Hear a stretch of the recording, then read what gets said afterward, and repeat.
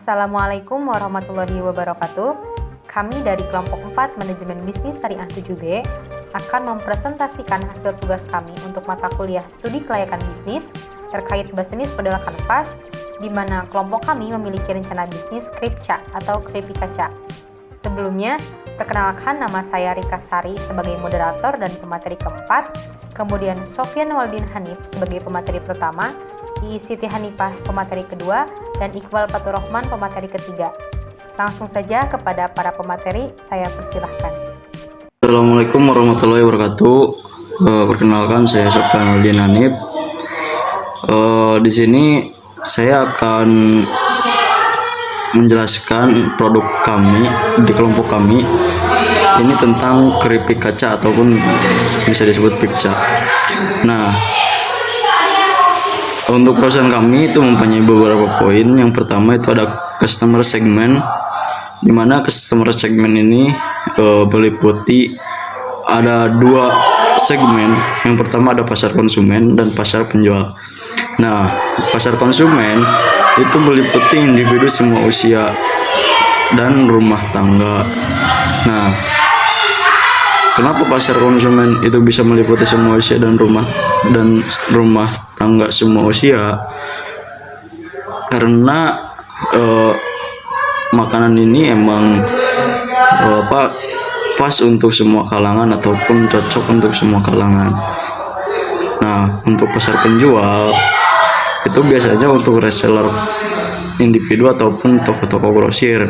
Nah, reseller individu itu biasanya yang ingin berjualan bisa ke kita, ataupun kita bisa juga menitipkan di toko-toko ataupun grosir sini.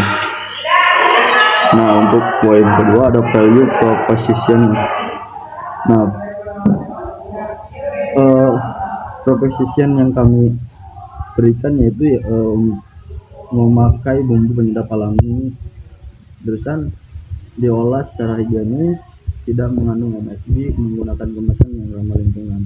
Nah, hal tersebut adalah upaya kami ataupun salah satu yang kita buktikan bahwasanya kita itu perusahaan yang memang mengutamakan tentang kehigienisan dan tentang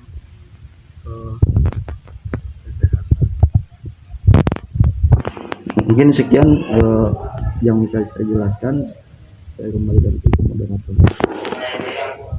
Perkenalkan, saya Siti Hanifah. Di sini saya akan menjelaskan 3 poin. Yang pertama, channel, yang kedua customer relationship, yang kelima revenue stream. Channel dari produk ini yaitu menggunakan e-commerce, yang kedua web store, yang ketiga media sosial, yang keempat reseller, dan yang kelima itu pelaku usaha rumah tangga. Nah, di e-commerce ini misalnya memasarkan melalui Shopee, terus Tokopedia, juga Lazada dan Bukalapak, sehingga memudahkan bagi konsumen yang ingin membeli keripik kaca ini. Kemudian tak lupa juga menggunakan web store, kemudian menggunakan media sosial seperti Facebook, YouTube, terus Snapchat, dan juga menggunakan sistem reseller. Jadi semakin banyak yang memasarkan, maka semakin banyak pula yang membeli produk keripik kaca ini dengan menggunakan sistem reseller. Yang kelima yaitu memberdayakan ibu-ibu rumah tangga agar lebih produktif gitu. Jadi bagi para pelaku usaha rumah tangga itu dapat sama-sama membeli produk kami ini keripik kaca, dan juga sekaligus bisa memasarkannya juga gitu. Yang keempat yaitu customer relationship, dengan menggunakan promo dan diskon pada mitra usaha. Kemudian juga bisa dengan program giveaway pada pelanggan. Sehingga kan semakin banyak promo dan diskon, tak lupa juga dengan giveaway, maka semakin banyak menarik perhatian pembeli gitu, sehingga membeli produk keripik kaca ini. Misalnya mengadakan dengan promo atau diskon 50% atau beli 2 keripik kaca gratis 1 seperti itu. Dan yang kelima yaitu revenue streams-nya itu hadir dengan berbagai varian rasa dari keripik kaca ini, misalnya rasa cabai merah, kemudian keripik kaca rasa cabai hijau, kemudian keripik kaca cikur cabai gitu.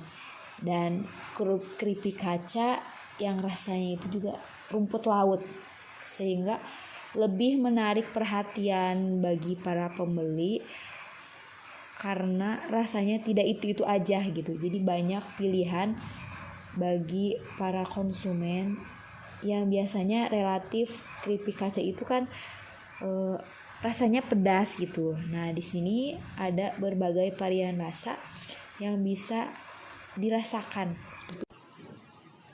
Assalamualaikum warahmatullahi wabarakatuh. Nama saya Iqbal Fatur Rahman dari MBS 7B. Di sini saya akan melanjutkan paparan dari teman-teman dari poin yang ke-6, yaitu key research. Di sini ada 4. Yang pertama ada mesin parut singkong. Menggunakan mesin untuk memarut singkong agar mempercepat pembuatan dari keripik kaca ini.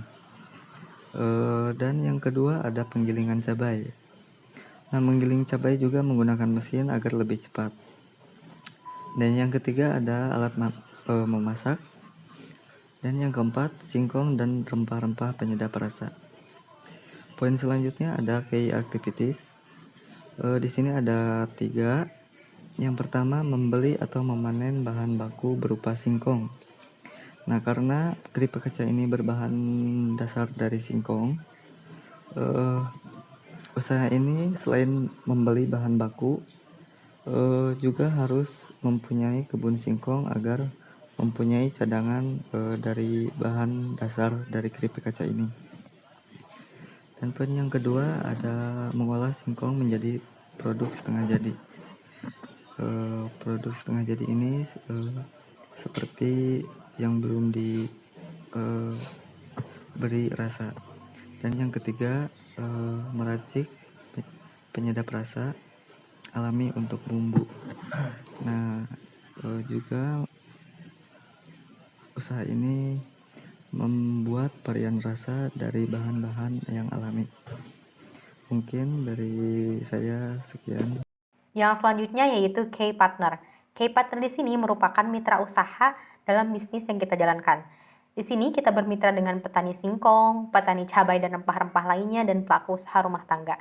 Dan yang terakhir ada cost structure, di mana ini biaya yang dikeluarkan dalam melakukan operasional perusahaan. Yang pertama, biaya untuk bahan baku, pembelian cabai, baik itu cabai hijau dan cabai merah sebagai bumbu utama, kemudian rempah-rempah penyedap rasa seperti ciku dan lain sebagainya. Kemudian untuk membayar upah pegawai, proses pengolahan produk, kemudian biaya marketing, dan biaya kemasan dan packaging. Terima kasih kepada para pemateri yang sudah memberikan penjelasan terkait perencanaan bisnis Kripca. Sekian presentasi dari kelompok kami. Mohon maaf atas segala kekurangannya. Wassalamualaikum warahmatullahi wabarakatuh.